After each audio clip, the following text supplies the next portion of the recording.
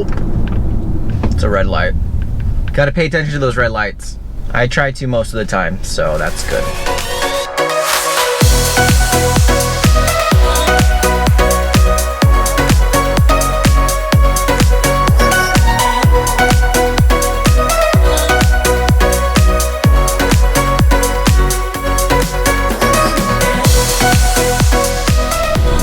Today we're heading over to Phoenix, check out the downtown area where I actually lived for a little while. Like a lot of other cities, Phoenix is like being overrun by people from California that are moving out of California. A 1-bedroom apartment costs like $800 a month.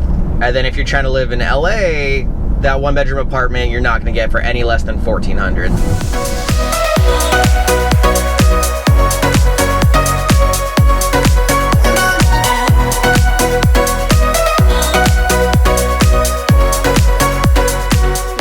Very famous bar out here in the 50s, actually, which is surprising that there was a gay bar that old. Was called the 307 Lounge. It's no longer here, but there are some very nice apartments in place. And most importantly, there's a plaque dedicated to the historical significance of that bar that's recognized by the city. And it's incredible to have LGBTQ historical sites recognized by the city.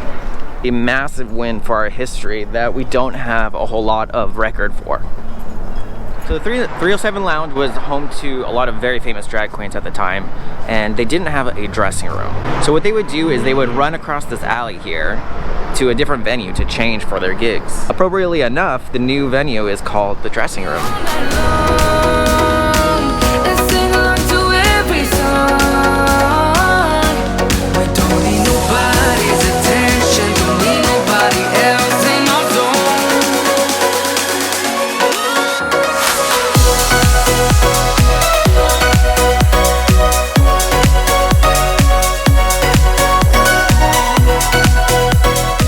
Honestly, Phoenix is just really cool. Like, I don't know, it's weird that you're in the desert, you're not on a coastal city, but it feels so welcoming and just like really good vibes, and there's, as you can see, art everywhere. I definitely think that this is gonna be one of those like mecca cities like New York or Los Angeles or San Francisco for the next generation of LGBTQ people.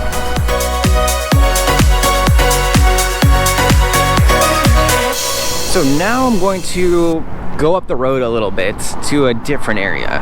Interestingly enough, on my way to my next destination is the house of Monica Helms, or the former house of Monica Helms, who was the creator of the trans flag. She created the trans flag in 1999, and I find that really interesting that it's just here in Phoenix, and I don't know, that seems like such an important fact that not a lot of people know. So that's kind of a testament of how liberal it is around here. I don't know what in the this is, but it's lovely. Giant panda maternal love. Fantastic.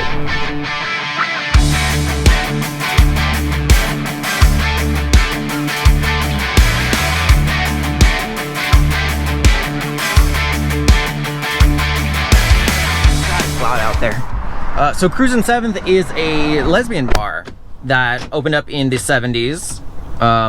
It was a different bar at that time, I mean a different location at that time, but it was called Cruisin Central, something like that. But now it's Cruisin Seventh, and it's a lesbian bar. And in my humble opinion, I think there should be a lot more lesbian bars than there are. We have one more little area to go, and it's kind of the gayborhood of Phoenix. So now we're on 7th Avenue, which is different than 7th Street. I learned the hard way, which is also known as the Melrose Curve. And it's where a lot of the gay bars are in like close walking distance. Definitely not all of them, but a nice little chunk of them. The Rock is like my favorite bar here in Phoenix because it's just this small hole-in-the-wall dive bar that also has drag shows. And honestly, that's 100% my vibe. But other than that, there's Stacy's on Melrose. Loud out here. here. Other than that, there's Stacy's on Melrose, which is pretty much like the hip bar of the area. It's much more modern looking than the rest of them. And they've got cool stuff like drag shows and drag bingo, and I've hung out there quite a few times. When I ask people around here what are the cool gay bars to go to or the cool bars to go to, Stacy's is always like the first one that everyone knows or that everybody recommends. I don't know a whole lot about Boycott Bar, but if I'm remembering correctly, it's a lesbian bar as well. Also included by the female gender symbols on the sign. One can only guess. One of the best perks about the LGBTQ bars around here is that most of them have like taco trucks next door or in the back. And honestly, right now, I am getting hungry. Pattos Bunkhouse is kind of exactly how it sounds like it would be in there. It's a little on the divier side, but its focus is on like bar sports. There's so much like pool tables, darts, and that kind of stuff in there. And honestly, it's the most fun day drinking place I think I've ever been to.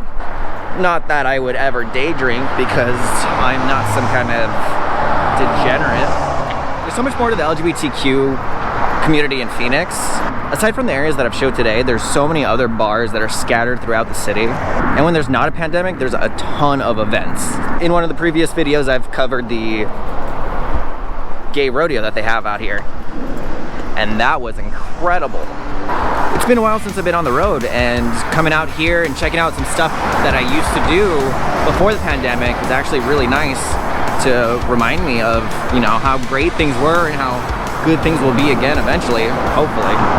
Oh god, that hotel's door was open and it just reeked of cigarettes. I guess that's what you expect from a place that brags about having color TV in 2021.